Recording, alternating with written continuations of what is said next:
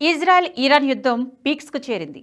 ఎడతెరిపి లేకుండా దూసుకొస్తున్న మిసైల్స్ ఎప్పుడు ఏ భవనాన్ని ఢీకొడతాయో, ఎన్ని ప్రాణాలు హరిస్తాయో తెలియని పరిస్థితి నెలకొంది. దీంతో ఇరాన్ ప్రజలు బిక్కుబిక్కుమంటూ కాలం గడుపుతున్నారు.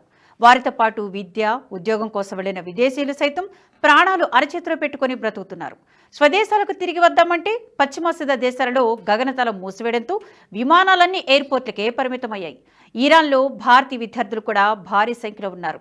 వీరిని సురక్షితంగా ఉండాల్సిందిగా అక్కడి భారత ఎంబసీ విజ్ఞప్తులు చేస్తున్నా బయటపడే మార్గం లేక దాదాపు 10,000 మంది విద్యార్థులు ఆందోళన చెందుతున్నారు. ఈ ఆపత్కాలంలో మోదీ మరోసారి తన పవర్ఫుల్ డిప్లొమసీని ప్రదర్శించారు.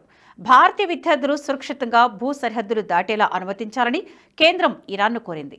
ఇరాన్ కూడా సానుకూలంగా స్పందించింది. భారతీయ విద్యార్థుల కోసం బోర్డర్స్ ఓపెన్ చేసింది. దీంతో అజర్బైజాన్, తుర్కిమెనిస్తాన్, ఆఫ్ఘనిస్తాన్ మీదుగా మన స్టూడెంట్స్ సురక్షితంగా భారత్ చేరుకుంటున్నారు.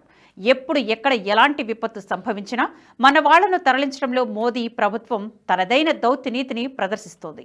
గతంలో కరోనా, ఉక్రెయిన్ రష్యా యుద్ధం, టర్కీ, నేపాల్ భూకంపాలు, యమన్ తిరుగుబాటు ఇలాంటి ఎన్నో విపత్తుల సమయంలో భారతీయులతో పాటు విదేశీ విద్యార్థులను తరలించి భారత్ ఎవాక్యుయేషన్ మాస్టర్గా కీర్తి గడించింది.